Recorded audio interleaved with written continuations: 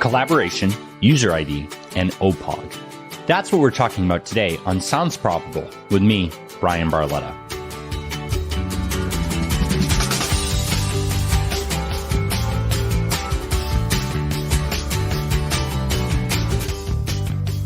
I know that you're listening to Sounds Profitable because podcast ad tech is important to you, but it's important to me that you are kept up to date on the latest news from the entire podcast industry. To help with that, here's what happened last week, no matter when you're listening, from James Cridland at Podnews.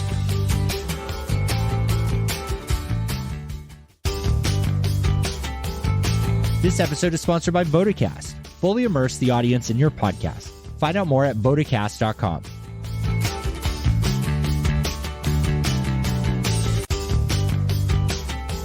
This episode is sponsored by Ad Results Media. We move brands beyond being just heard. Find out more at adresultsmedia.com.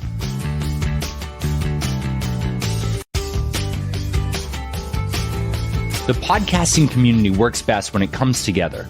The Open Podcast Analytics Working Group, or OPAWG, is an incredible example of that. I have an in-depth article on the topic, which I'll link in the episode details. You should read that to have a fuller understanding of what OPAWG is doing. And to help me get to the bottom of the community collaboration, I spoke to the creator of OPAWG, Mark Steadman of Podiant. Here's what he had to say. Hey, Mark, thanks for joining me today on the Sounds Profitable podcast. It is a pleasure to be here. Thank you. Awesome. And so today we're going to dig in deeper into the article I wrote about the Open Podcast Analytics Work Group. I thought that was a really interesting place to start when I started with Sounds Profitable, because I really like the idea of another organization out there that was looking to help everybody gather information together and potentially have alternatives to just the IAB solution out there. So I figure it's probably a great idea for us to start off with asking you to, explain OPAWG and what inspired you to start it. Okay, yeah, absolutely. So it's a lofty organization with a terrible name. I was always hoping it was going to be a placeholder, but it's what we're going with for now. So back in May 2019, so last year, I was, as we're recording anyway, I was looking around at some of my analytics data for the podcast hosting company that I run. And one of the questions that sometimes gets asked is about how customers can move data from one provider into Podiant, for example. And I thought it'd be really interesting to see what can be done about ways that we can standardize the tracking information that we have about each episode, how many times it's been downloaded and roughly by whom. And I started thinking more about things like the IAB, and being a programmer by nature, I guess, I thought that the kinds of problems that the IAB are tackling for podcasters, in so much as they are calculating like what do we consider to be a download of a podcast episode, that felt to be something that we could tackle in an automated basis, in a way that could be easily replicated and easily automated, as I say, that didn't necessarily need a huge amount of people cost. And, it'd be time to set up initially, but then the idea would be that it was something that you would be able to run in the same way that we now have things like Let's Encrypt for handling SSL certificates, so that you don't have to pay multiple hundreds of dollars to get an SSL certificate for your website. You can get one for free by using this system. Yeah, I think that's great. And that's like one thing that I want to just kind of break down there is that the IAB, has a fee per year, depending on the size of your company. I look to join as an independent, and I can get in like the first 2 years as startup rates at $5,000.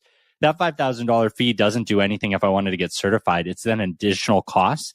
And that cost is split two ways. One is a payment to the IAB, and the other is a payment to a certification company, like an auditing company that comes in and confirms that you adhered to the IAB standards by doing like a tech audit and reviewing all your data. And so, James Cridland of Podnews has his own self-hosted podcast, and that's awesome. It could cost him $40,000 to $60,000 easily for him for 1 year to be certified with the IAB.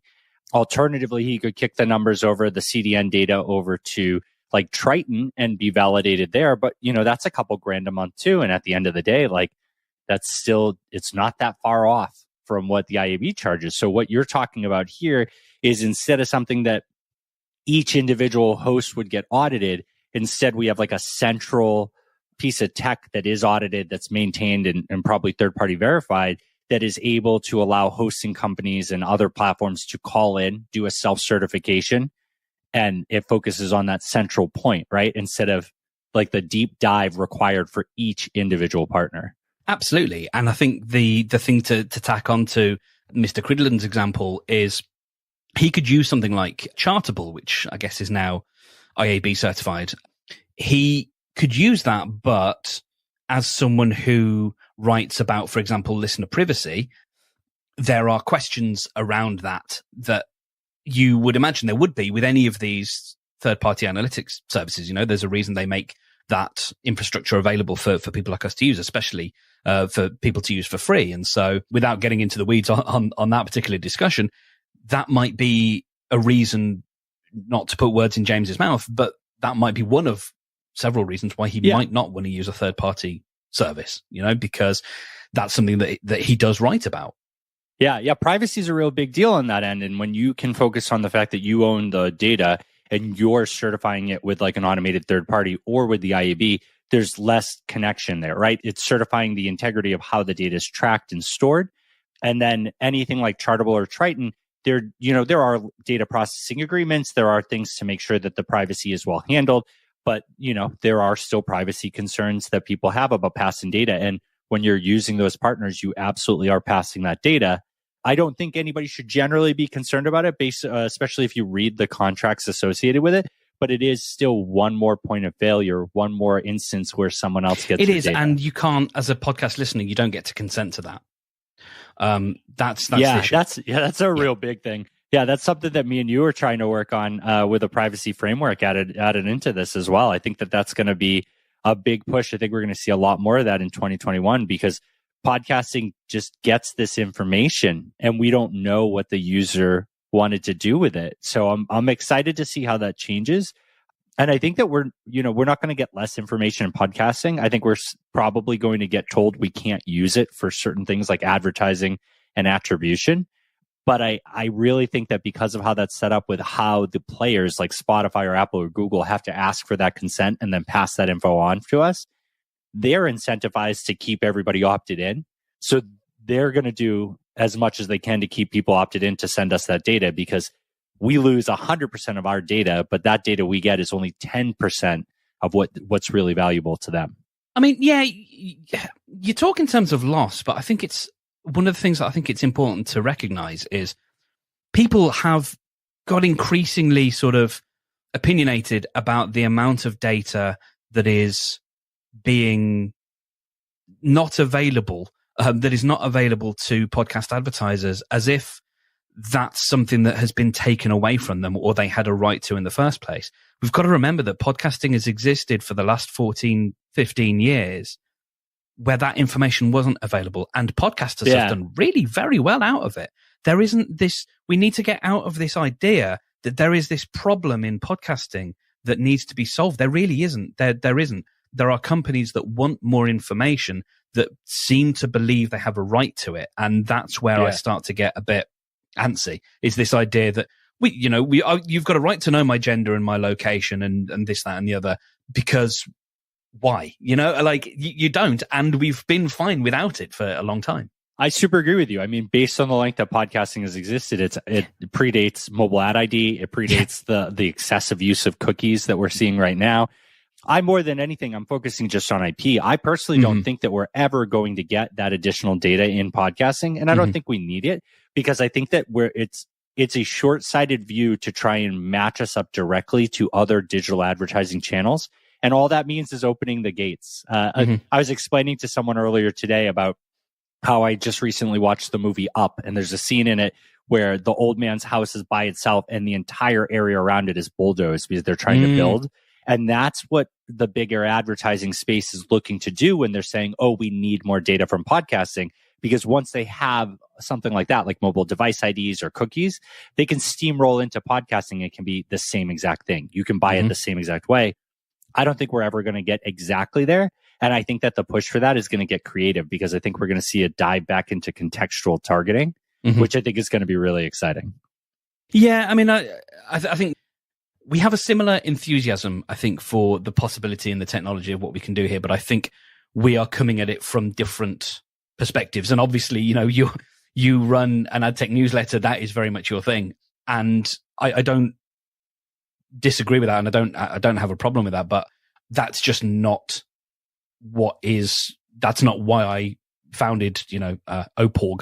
That's not why I want to come up with the standard. I want to do it so that independent podcasters can keep track of their downloads. Now, obviously, we are going to get to a point where a certain tier of independent podcaster, they're going to look to monetize, and having numbers that they can stand by, having numbers that are sort of ratified and certified makes a lot of sense. And that is something that I'm definitely sort of here for and in for. And that's one of the reasons I want to do this, is so that we can, organizations like mine, without paying multiple tens of thousands of dollars a year, can stand by these numbers and say, yeah, these are legit. And you can actually see how these numbers, you can see are working. Yeah. I mean, but you just hit on a great point there. I mean, like, my background and what I'm doing, and even the IAB, for example, is dollars in and then down. And so we can look at that top level, and I'm guilty of it. I'll fully admit it, that I only look at the ad space because that's what I write about. That's my job.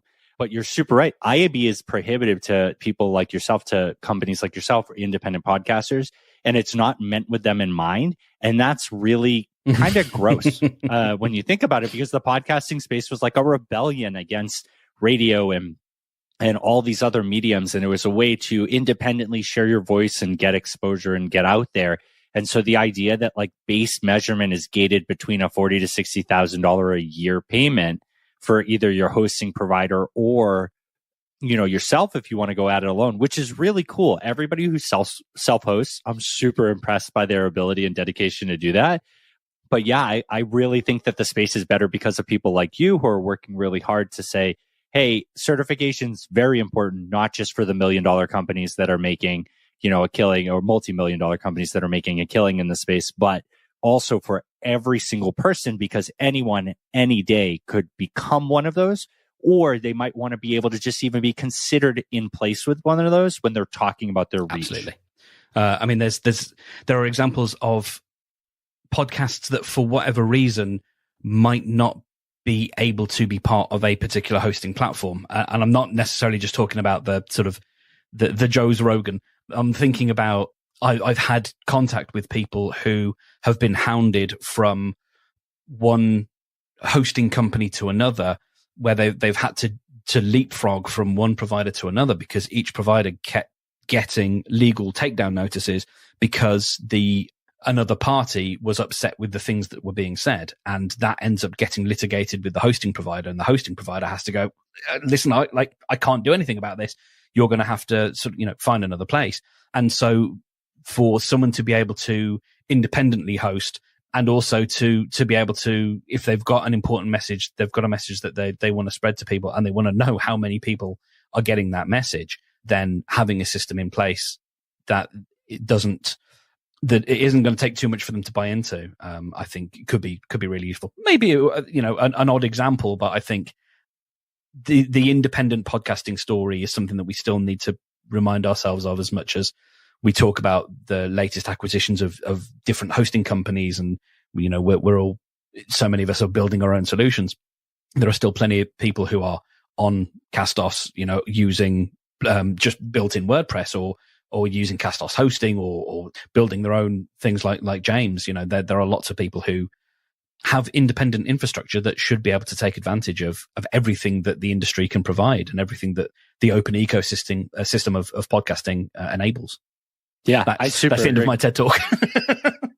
No, I super agree with that, and that's neat. And so we'll round it back up to OPAWG and the goals there. I mean, so a lot of the press and a lot of the attention that you've received about it has been about specifically the grouping of user agents, right? Because that's so difficult for people to get, right? So the Spotify user agent doesn't show up in a general user agent pool. Like there are companies out there that aggregate user agents and you can buy access to those. And they're really cool when you're talking about web browsers and devices and things like that. But in the app, I could create an app and mash my keyboard, and that's my user agent. And some of the ones we've seen aren't too far off from that, or they use default values. And so, OPAWG, a lot of the attention it's gotten has been around the idea of taking that information that each hosting provider learns about a user agent, or getting the app developers to come in and say, this is my user agent, and categorizing it. And that's really useful. That's where a lot of people have bought in.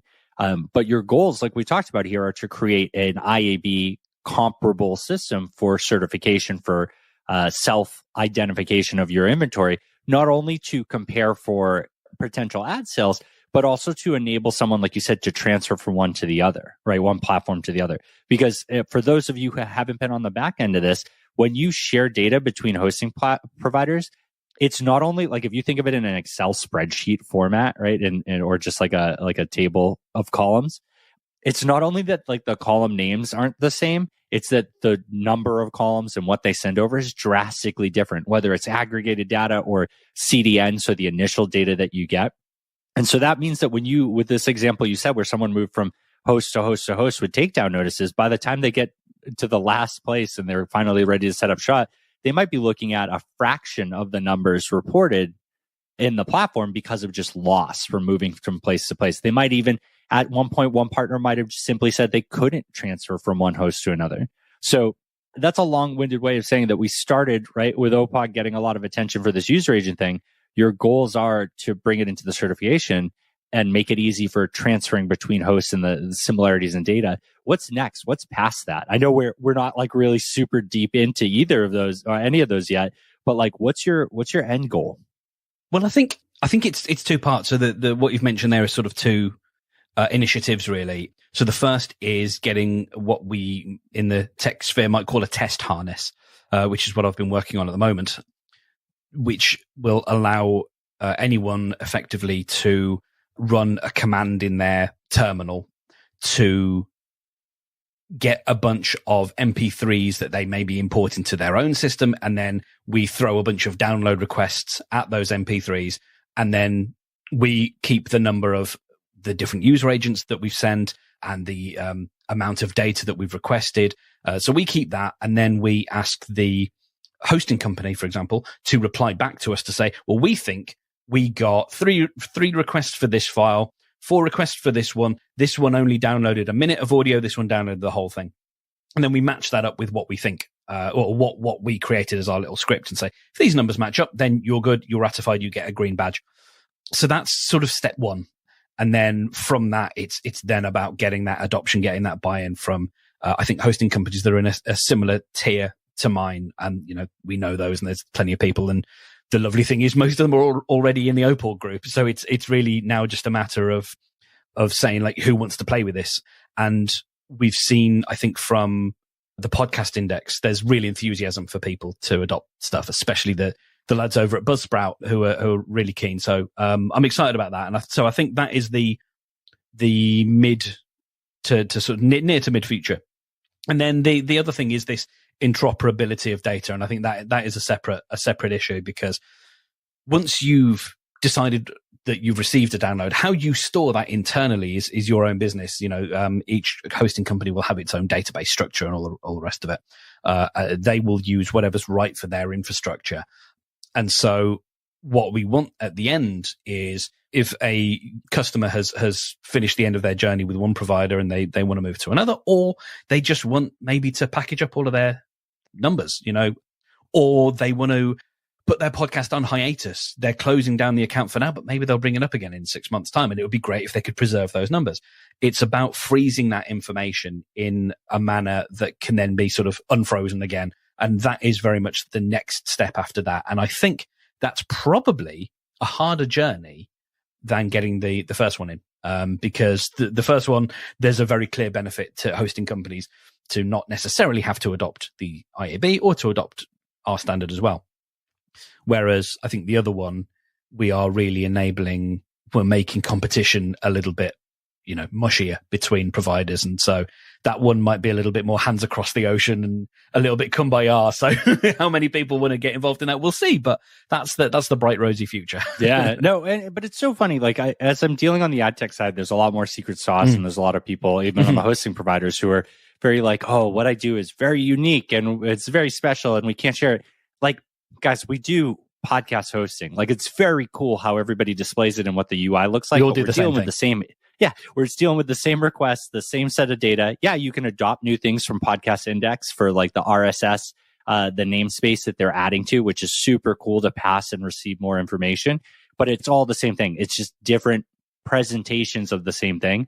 So the idea of like, I agree with you. It's going to be tough to sell. Like, hey, put development time towards this thing that really only benefits when people leave your platform. Or for those that it come also in. helps when they come in. Absolutely. Yeah. But I think you got a neat way of packaging it, and I think that the truth is when we get to the point, which thank you for including me in all this. I'm very excited to be a part of it. I think that when we get to a point where we're pushing the certification and making it easy for people to do that, maybe the format of data comparison matches what you're ideally wanting people to match for an output or input.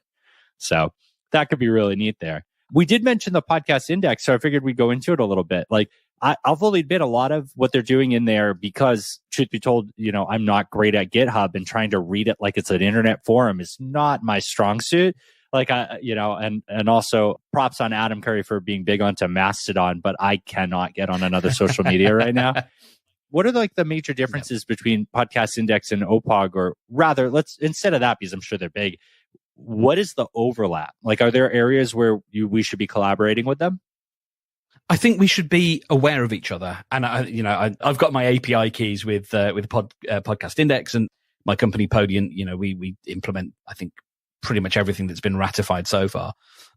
But in terms of, I think our objectives are similar, but I don't actually think there's any overlap, because really what they're doing is handling just the RSS side. So the actual XML feed, this open standard that says, this is my podcast, this is how many episodes exist, here's the latest one, these are the dates, and these are the MP3 URLs and all that stuff.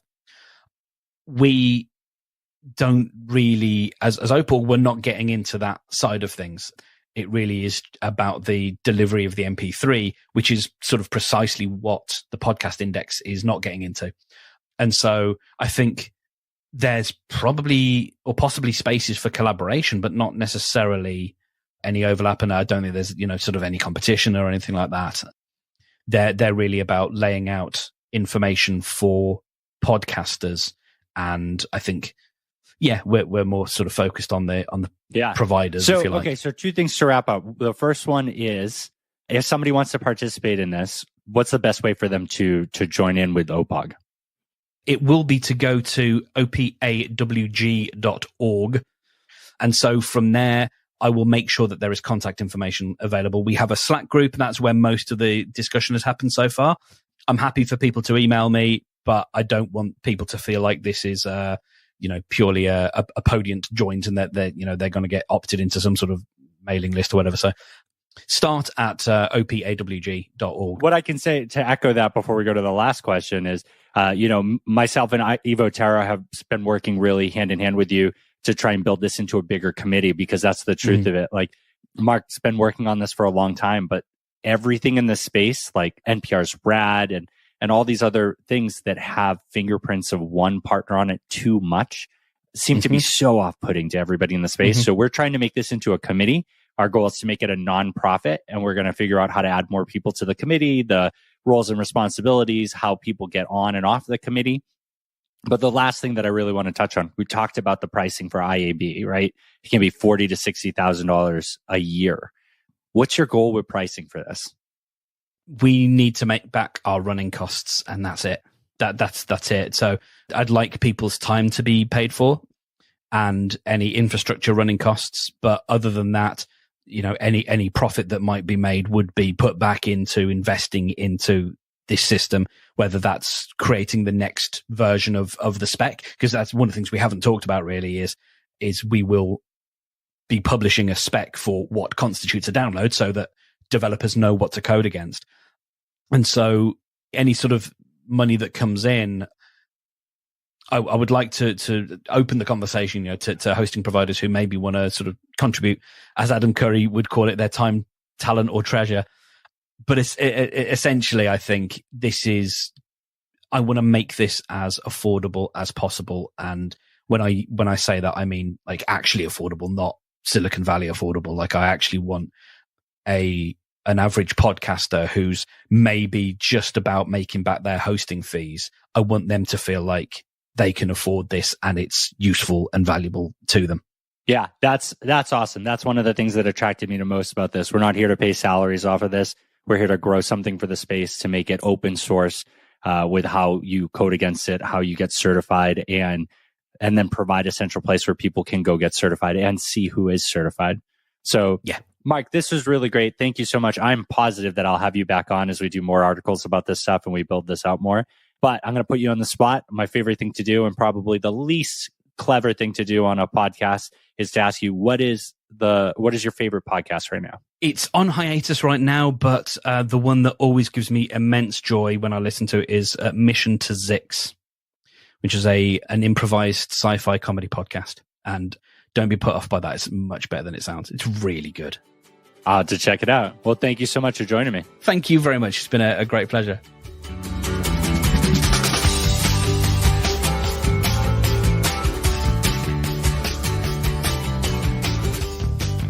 And stick around for some special bonus content at the end of the episode. I've teamed up with Terra to give you a minute-long strategic thought that is guaranteed to shift your perspective on the present and future of podcasting as we all work to make podcasting better. Thanks to Mark Steadman for coming to help expand on my article, Bringing Podcasting Together One User Agent at a Time.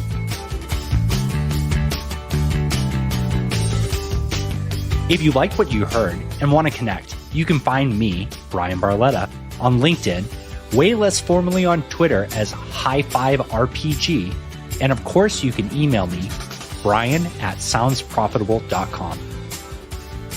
The Sounds Profitable podcast and all cool ad tech bells and whistles you've experienced were thanks to our host and sponsor, Whooshkaa. Everything you've heard since the conversation ended was uniquely created to target you using their dynamic ad insertion features. If any of the callouts were wrong, let us know. Depending on how you're listening, there were over 10 opportunities to hear dynamically inserted content and ads in this episode. While we continue to tweak and innovate our setup, some of the breaks may be more noticeable than others. Thank you for bearing with us, and please send over your feedback. The Sounds Profitable podcast would not be possible without the help and support of Terra, James Cridland, Ian Powell, and Sam Mars. Thank you all for your help and support.